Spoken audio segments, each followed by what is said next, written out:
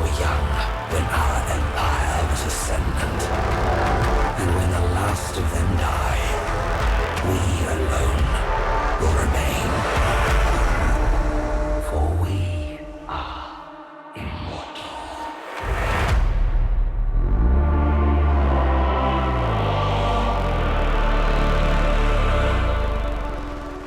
Hello everyone, Venris here, and today we'll be talking about Warhammer 40,000 Mechanicus 2, a tactical RPG game where you are playing as Mechanicus, Adeptus Mechanicus faction, and Necrons. This is a novelty when you compare it to the first game, because in the first game we were playing only the Adeptus Mechanicus.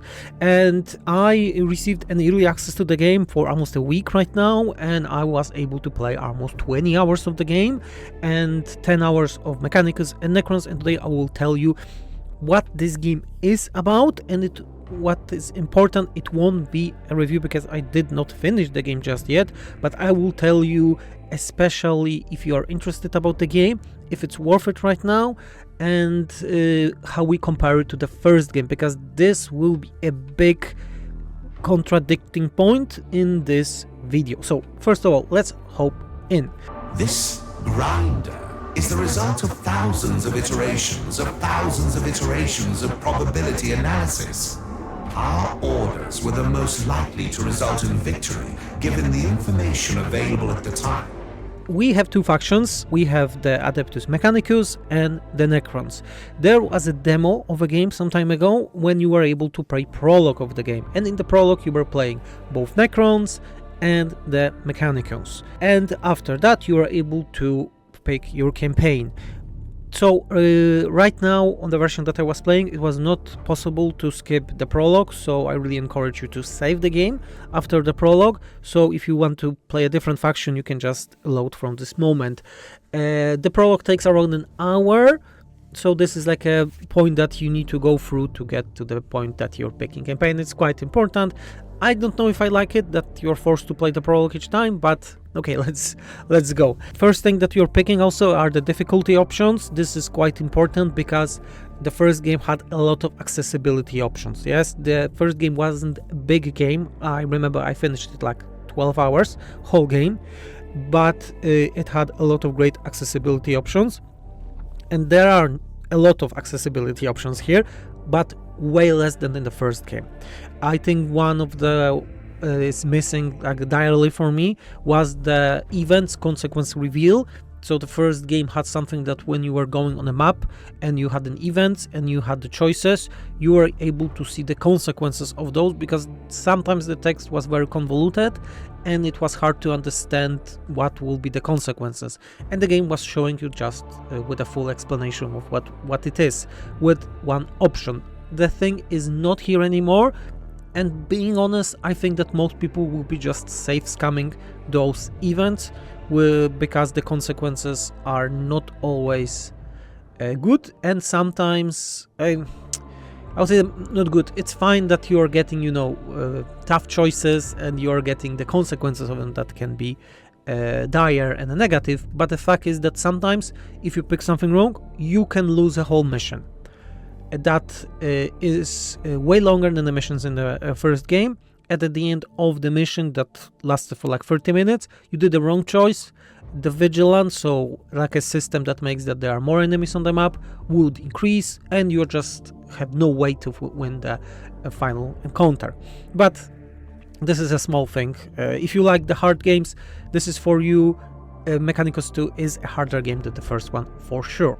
My fair one, the great sleep has ended. We rise beneath the light of new stars. New life has arisen, and it has infested our world. You are needed upon your throne. Let's talk about the story for a moment, because this is a point that I really like in the game. So we have a more or less the same events, but from two different perspectives. So Mechanicus, classically, it came on a planet and just uncovering the xenotechnology, and Necrons woke up and everyone is fighting each other, yes? And the perspective of the Mechanicus is how to defeat the Necrons so they can start uncovering their secrets. But the story of the Necrons is different because we are defending the world. It's even named differently for the Necrons, and we are like defenders of the world. So in a way, we are the good guys as Necrons if you're playing them, and from their perspective, they are the good guys. There are some other factions from Warhammer 40,000 that I don't want to spoil. I can only say that there are at least 2 new factions that were not in the first game. So combat of the Mechanicus is very similar to the first game, but we have another factions that we can play. But first of all, let's talk about the Adeptus Mechanicus, because if you were playing the first game, more or less you will understand what is with this faction, how you play them. We have the cognition points that can be used for the special abilities. You get those from various actions, but I think gigantic downgrade from the first game is that you no longer have the data banks on the map that you were able to get to and got the additional cognition points from them and make your combat more interesting. In the first game, of course, yes, that was a bit of an exploit, because if you did a proper abilities and skills for your characters, you were able to get infinite cognition points, and you were able to do that. You can win the whole combat in one turn because you were never ending the turn. I understand why they removed that, but I think because of that the maps are less interesting, because you don't think strategically where you need to go to get those cognition points. As for the Necrons, the difference is that they don't have these cognition points, but they have a Dominion that increases with attacks and kills, and based on its actual number, some abilities have additional effects, and the effects can be that based on amount of dominance, you have a 10% chance for each point of dominance that your unit will do more damage, and so on. They are quite simple, and being honest, by playing, I would say that Adeptus Mechanicus combat mechanics are just way more interesting than the Necrons. That's my initial impression after 10 hours for each campaign.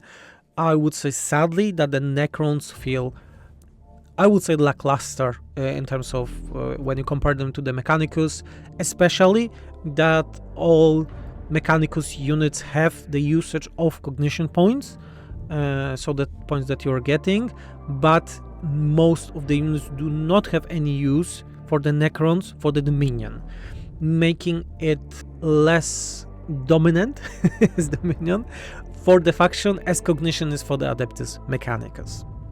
Of course, Necrons also have the reanimation protocol, so allowing them to resurrect after death once if their body is not destroyed for several turns. As for the campaign map, both factions work more or less the same, again like in the first game, and here we have the missions and assignments. The assignments are a new thing, so assignments are making that you're assigning a character to it, and it's passively getting bonuses after 1 day or 2 in-game, you know, when you go on the normal missions. As for the mission itself, I would say that they made a change that I really don't like. It's that all missions are on rails. So in the first game, you had this like a grid, a web of tombs of Necrons, and you were able to pick when you want to go. That it was not always the case, but in most cases it was like you can go left to right because there was an event there was a resource there, or combat there, and you were able in many occasions avoid combat, you know, and you had the choices there. You still had an event that you, let's say, go in front of the door and you decide how to deal with it. But in this game, they just made that there is like a visualization of your character moving through the map, but the events are always the same. It's always skirmish, it's always a dialogue, then it's always the event with the choices and a point of rest where you can pick always the same options, and then the skirmish and so on. And I think this is a gigantic downgrade in terms of the first game, because it feels that you are playing an auto battler in a way, when the first game maybe not had a lot of choices. They were simple, but there were choices, and there are no choices here anymore. So the missions are just fully on rails. Because of that, there is way more combat in the missions than it was in the first game. And I very fast changed the speed of combat in game to like 200%, because it was just too many combat. too much combat in my opinion, when I felt that the first game, that was also way shorter, I finished in 12 hours. I didn't finish any of the campaign in 10 hours. I'm around like halfway through when I saw in an achievement, and I would say that yeah, there's too much combat. There is way too much combat because of those changes to the missions themselves. Also, one nitpick for the campaign map is that the tutorial part of the campaign is very long. We are talking about 8 missions, so each of them around 30 minutes, so it took me around 5 hours more or less to get to the point where I was able to actually start picking missions I want and commanders I want, because also the change that we have from the first game is that you have a designated commanders. Each faction has 5 commanders, and those commanders are working like leaders of your specific sub-factions, let's call it a bit. And the problem is that it took around 5-6 hours to actually get to the point when I can pick what commander I want to get on a mission. So the game for the first hours feels very scripted, very on rails, and that's a weird feeling, and the game becomes way better after that. This Mechanicus cannot lose. There will be no exterminatus here. Other thing that is important about the game is the meta progression. So they changed a lot how the progression works for specific factions, and in terms of the Mechanicus, it's similar to the first game, but again, it's a bit different. So we have something that is called Shrine of Knowledge, and this is like a big technology tree. And this technology tree is for specific units, but also some faction-wide things. Like for example, making that you're starting with more cognition points, you're getting more requisitions, so this resource that you use to recruit units, and also unlocking more units for your runs. This is also important because, as you may remember, in the first game we didn't have the thing that forces us to use lesser units. Yes, you could finish the whole game using only Adeptus Mechanicus priests, engineers, like the heroes, yes, and that's how I played the first game. This is not the case here anymore. You pick one of the 5 heroes, and then you need to add the units to them, and that way you go on the battle. I don't know if I like the change, and the same thing is for the Necrons. With the change that for the Necrons, you sadly cannot pick all of the units you want, but you have the specific cohort and dynasties, and that's the thing that it's a bit limiting, because your character as the Necrons, you cannot play what you want yeah, all the time, because like there's a guy that's called Obasis for the Necrons, and he's with a shield, and all his units are also melee. So I would love him to be this tank, and then I have the Death Mark's long range units. You cannot do this because his cohort doesn't have units like that. So I think that's overall a bit of a weird choice. As for the progression of the characters, getting back to the Mechanicus, it's very similar to the first game. They have several technology trees for themselves, for their specific abilities, the usage of cognition points.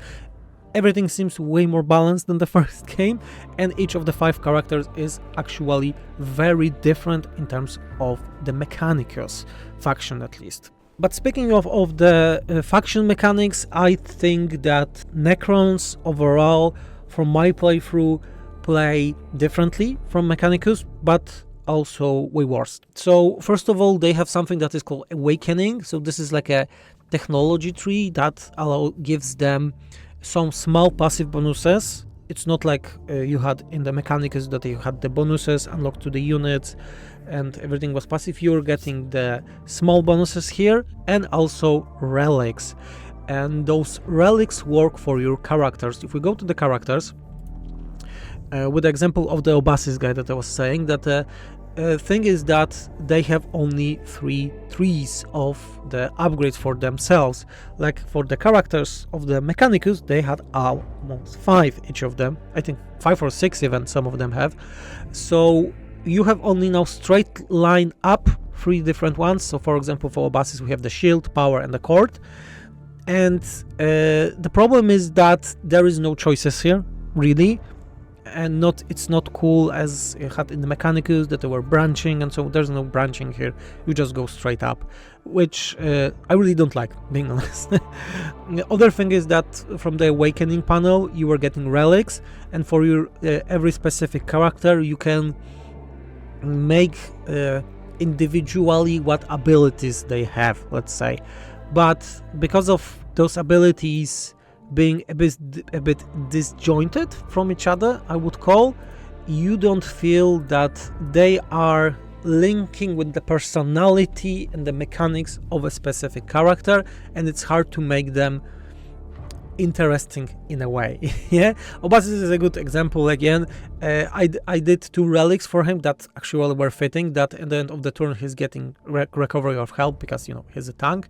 The second one is removes all negative and positive status effects, so he can make like a cleansing. And if I combine both of them, if they have the same Necron sign, he's getting like a bonus. That's, for example, it's a defense, yeah, increase, and it's fine. But the problem is that when I use those relics, I cannot use them on a different character. And sometimes both relics are working good on more than one character. And I don't know, it feels different and weird in a way to play Necrons, because you need to swap the things. Complicated, maybe like it's complex, but overcomplicated in a way, if you know what I mean. Also, the thing is that their cohorts are individually upgradable, so meaning that you sadly need to make upgrades for a specific cohort, specific units. Even if, let's say, 2 different cohorts have scarabs, then yeah, you need to pick the upgrades separately for each of them, which again is convoluted, and I don't like it because it does not feel good. Being honest, to make those upgrades one and the other each time for the Necrons. So I think the Necrons overall are playing way worse than Adeptus Mechanicus, which is a shame because like their story in the game and their presence in the game is more interesting than playing Adeptus Mechanicus again. But yeah, I would need to go more into the detail in those mechanics, but again, me complaining about the Necrons, I think their campaign mechanics are way worse than the Adeptus Mechanicus, sadly, giving you way less choices, and those choices are also way less impactful.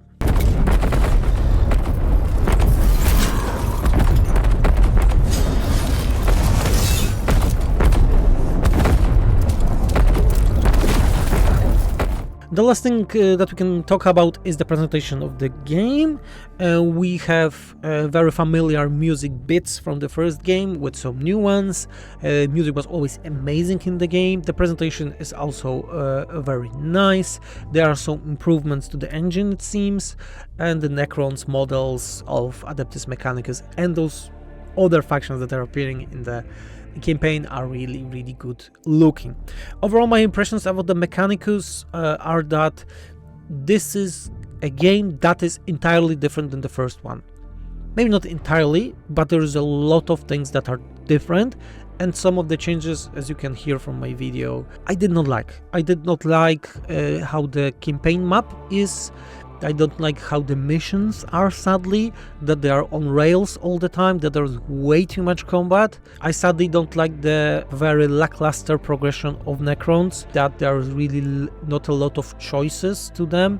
The fact that their Dominion mechanic, sadly, is very limited, meaning that many of their units are not benefiting from this mechanic at all. It's not like cognition points for the Mechanicus are just better.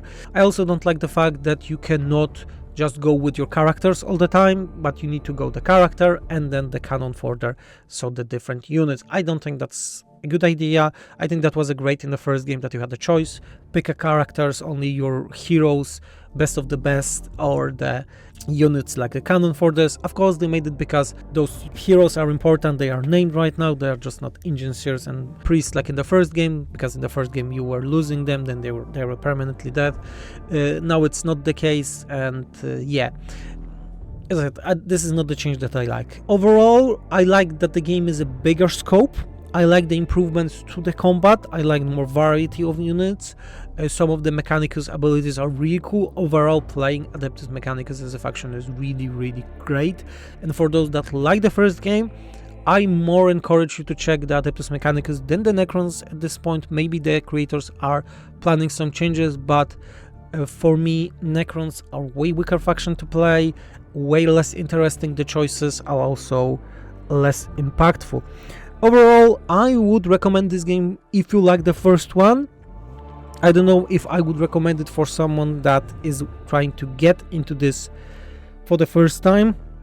I'm not a specialist in TRPG games, I don't play a lot of them, but overall I like Warhammer 40,000. I think this is a very good game to play and check out if you like Warhammer 40,000 and probably also tactical RPG games. So yeah, that would be all for this video. I'm still playing Adeptus Mechanicus. I'm really curious about the story because I think the story is very good. One thing that I didn't said is that everything is voiceover right now. There are some cutscenes, cinematics right now, so the budget of the game really went high and they really increased the scope of everything in the game, which I also like. And yeah, that's my impressions overall. I like the game, but I also have a lot of things that I did not like and I think made me disappointed in some parts, especially playing Necrons, sadly, and those on-rail missions that caught me by surprise. But yeah, thank you all for watching. Remember to leave your comment if you want to talk about Mechanicus 2, and leave a like, subscribe to the video, support us via Patreon if you like my content, and I was Venris, and Omnissiah be praised.